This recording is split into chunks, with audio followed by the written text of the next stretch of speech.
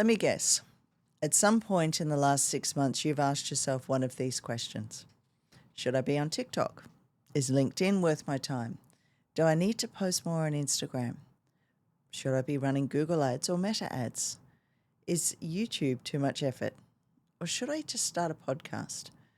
And every time you ask one of those questions, you either get a different answer from a different source, listen to AI telling you what it thinks you want to hear, and then spend an hour going down a rabbit hole of further conflicting advice, or add another platform to your list and feel more overwhelmed than ever before. The problem is, you're asking the wrong questions entirely.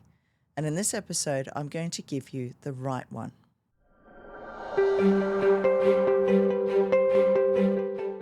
Welcome to the Digital Success for Business podcast. I'm Leanne Cohens, founder of Marketing Leap, and for over 13 years, I've helped business owners cut through exactly the kind of noise we're going to talk about today. Because right now, the number one marketing problem for Australian SMEs is not a lack of options. It's the opposite. 73% of small business owners say that they lack confidence in their marketing strategy. Half have no dedicated marketing resource at all. And the research is clear on why. There are more platforms, more tools, more tactics, and more conflicting advice available than at any other point in marketing history. And yet most businesses are getting less traction, not more. Not because they're not working hard enough, but because they're asking the wrong questions. The question most business owners ask is, which platform should I be on? The question that actually grows a business is, where do my buyers go when they're ready to decide? And those aren't the same question. And the difference between them is the difference between a scattered marketing presence that costs time and money without converting, and a focused strategy that puts you in the right place at the right moment of the buyer's journey. And that's what this episode is all about. No jargon, no overwhelm, just a clear, practical framework for working out exactly where your marketing focus should be right now, based on your specific business, your specific buyer, and where your clients actually make decisions. And here's what the data tells us about how most SMEs are approaching their marketing right now. 52% of small businesses have a monthly marketing budget under $1,000. Half have no dedicated marketing resource at all, and yet most are trying to maintain an active presence across multiple platforms simultaneously. Instagram, Facebook, LinkedIn, TikTok, YouTube, blog, podcast, email list, Google ads, Meta ads. Not because their strategy requires all of those channels, but because someone told them that they should be there, or they saw a competitor doing it, or they read an article that said video is the future, or LinkedIn is booming, or TikTok is where your clients are right now. And so they add another platform, create another profile, commit to another content format, and spread their already limited time and budget across one more channel that may or may not be where their specific buyers actually are. And the result? Content that goes out inconsistently across too many places. Messaging that shifts slightly depending on the platform, and no clear line from any of it to an actual inquiry. And a business owner who is exhausted from the effort of showing up everywhere while seeing diminishing returns from all of it. Only 29% of businesses rate their content strategy as actually effective, and this is why. It's not that the content is bad, it's that the presence without strategy is just noise with extra steps. Here's a stat that I hope reframes how you think about organic social media entirely. Facebook organic reach for most business pages this year in 2026 sits between 1 and 2%, and some are as low as 0.5%. So to put that in real terms, if you have 10,000 followers on Facebook and you post today, roughly 100 to 200 people will see it. That's it. You spent years building that audience, and the platform now charges you to reach them. Facebook organic reach was 16% in 2012, and it's dropped steadily every single year since. And every other platform was following the same trajectory at different speeds, which means posting more on a platform with 1 to 2% organic reach is not a marketing strategy. It's a very time-consuming way to reach almost nobody for free. And here's what this doesn't mean. It doesn't mean that social media is dead. It doesn't mean that you should abandon the platforms that you're on. And it absolutely doesn't mean that you need to find a new platform to add to your growing list. It means that you need to be much more intentional about which platforms you're on, what role each one plays, and whether the time you're investing is actually reaching the people who matter. Because the businesses that are winning right now are not the ones trying to be everywhere. They're the ones that have stepped back, chosen fewer platforms deliberately, and shown up on those platforms with a clear purpose tied to a specific stage of their buyer's journey. That's the shift, from presence to purpose. And it starts with understanding how your buyers actually make decisions. Because most marketing advice is wrong. It treats all platforms as equal, as if being on Instagram serves the same purpose as being on LinkedIn, as if a TikTok video does the same job as a Google or AI search result, as if showing up consistently everywhere is the goal, rather than showing up strategically in the right place at the right time. It just simply doesn't work that way. And your buyers don't work that way either, because people don't choose a business the way they used to. They don't see an ad, click once and buy. They loop. They discover, they validate, they decide, and each of those stages happens at a different place with a different mindset and a different set of signals that they're looking for. Understanding those 3 stages is the most practical thing that you can do for your marketing right now. So stage 1 is discovery. This is where someone first becomes aware that your business exists. They weren't looking for you specifically.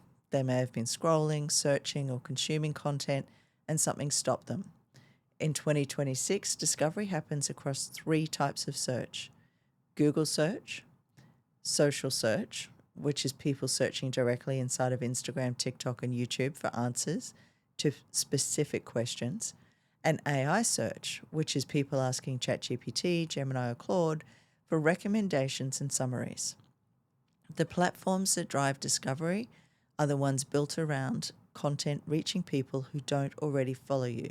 Think short form video on TikTok, Instagram Reels, and then YouTube, which is the second largest search engine in the world, with people spending an average of 48 minutes per day on that platform. And then AI tools, which, as we covered in the last episode, are now answering questions before anyone even visits a website. Discovery is the top of your funnel, and it's where attention happens. But attention is not a sale. Now, stage 2 is validation. This is the stage most businesses underestimate and underinvest in, and it's where most leads are quietly lost. After someone discovers your business, whether through a reel, a search result, or an AI answer or referral, they don't contact you. They check you out quietly, without you having any idea that they're doing it. They visit your website, they see whether it's clear and credible, they look at your Google reviews to see what real clients say, they scroll your Instagram or your LinkedIn to see if your content is consistent and authoritative.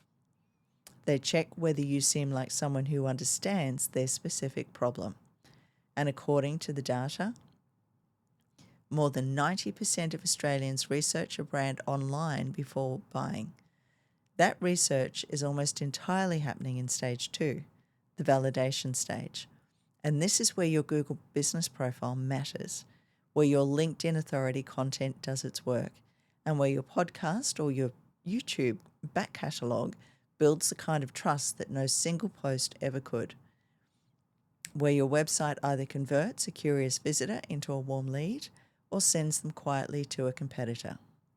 The businesses that win at validation are the ones that make it easy for a stranger to feel confident choosing them before a single conversation has even taken place. Now, stage 3 is the decision. This is the moment a real person with a real problem decides to take action, whether that is to inquire, to book, or even to buy. And at this stage, it almost never happens on social media. It happens on your website, in your email nurture sequence, in a direct message that started with a ManyChat flow, or even on a strategy call, in a response to a direct offer post that finally landed at exactly the right moment for the right person. The decision stage is where your call to action matters, where your booking link needs to be frictionless, and where your follow-up sequence does the work you're not there to do manually. Where the trust built across discovery and validation finally converts into revenue. And here's where this framework becomes genuinely useful for your business. Most SMEs are investing the majority of their time and budget in discovery content, awareness posts, educational reels, broad reach campaigns, and then wondering why their pipeline stays silent. Because discovery without validation is just visibility, and validation without a clear decision pathway is just trust that goes nowhere. All three stages need to be working, and each one requires different platforms with different content and a different measure of success. So the question is not what platform should I be on? The question is which platforms support each stage of my specific buyer's journey. And right now, which stage is the weakest link in my system? So how do you actually apply this to your specific business? Well, there's 3 questions. That's it. If you can answer these honestly, then your platform strategy becomes obvious. So question 1, where do your ideal clients go when they're ready to buy? Not where they scroll for entertainment or where they spend the most time. Where do they go with intent, with a problem to solve and money available to solve it? For professional services, accounting, legal, consulting, marketing, that's usually a Google search first. Then LinkedIn for authority and credibility, and increasingly AI search is where buyers are asking for recommendations before they even visit a website. For trades and local services, it's Google Maps and local search. If your Google business profile is incomplete or hasn't been updated recently, you are invisible at the exact moment that someone is ready to buy. For B2B businesses selling considered services with longer sales cycles, it's LinkedIn for relationship building, YouTube for authority content that stays discoverable long after it's published, and email for the nurture that converts interest into conversations over time. For product and lifestyle businesses, it's Instagram and TikTok for discovery, Pinterest for high purchase intent browsing, and Google for the moment that someone is ready to buy specifically. The point is, not every business needs every platform. You have to remember your buyer has a specific behavior pattern, and your job is to show up inside that pattern, not everywhere else. So question 2, where do your buyers check your credibility before contacting you? Now this is your validation layer. And for most service businesses, it comes down to 4 things. Your website. Does it answer the 3 questions within 3 seconds? What do you do? Who is it for? And what do I do next? Because if it doesn't, people are leaving before the conversation even starts. The next is your Google reviews. Reviews are now read by both humans and AI systems. A business with consistent, specific, recent reviews is far more likely to be referenced in an AI-generated answer than one with 3 reviews from 2021. Your authority content, your podcast back catalogue, your YouTube library, your LinkedIn articles, the content that exists beyond today's post and builds a picture of genuine expertise over time. And then your social consistency, not frequency, consistency. A business that is posted twice a week for 2 years on one platform signals reliability in a way that a business posting daily for 3 weeks, then disappearing, never will. So question 3, where does your content have the best chance of being found 6 months from now? And this is a question that almost nobody asks. And it's one that separates businesses from building long-term visibility from ones stuck on the content treadmill. A Facebook post has an average lifespan of 6 hours. An Instagram post, maybe 48 hours. TikTok video can resurface weeks later, but that's very unpredictable. A YouTube video, properly titled and described, gets discovered for years. A podcast episode sits in a library that grows with every release. And a blog post or website page optimized correctly compounds its search visibility over time. A LinkedIn article indexed by Google keeps working long after the week it was published.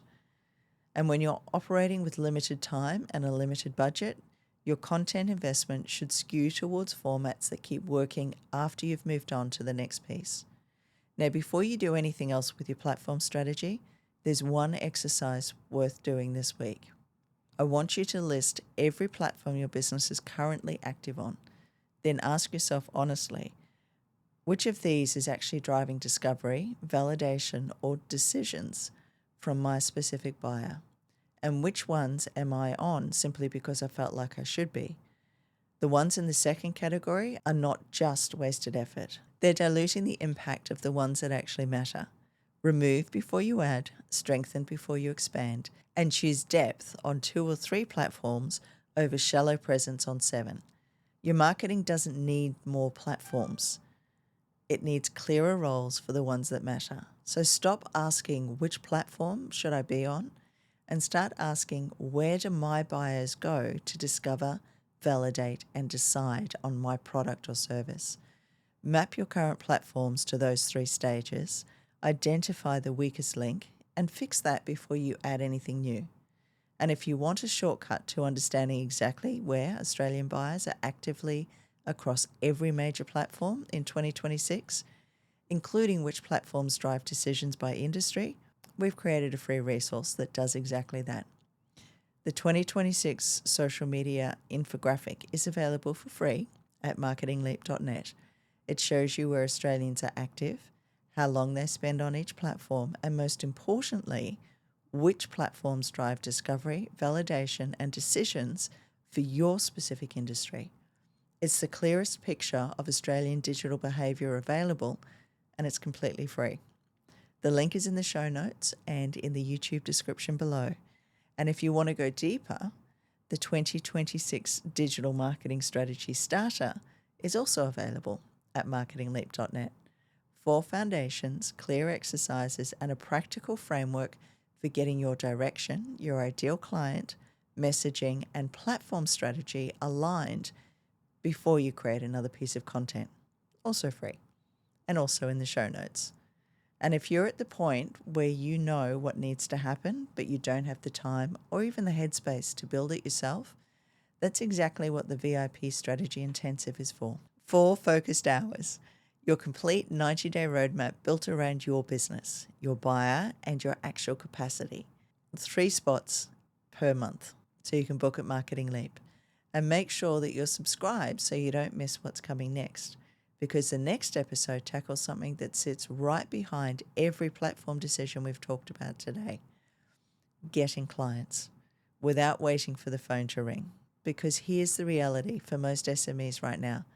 The marketing's improving, the platforms are clearer, the content is going out, but the pipeline still feels unpredictable because the whole system is still quietly dependent on referrals arriving when they feel like it.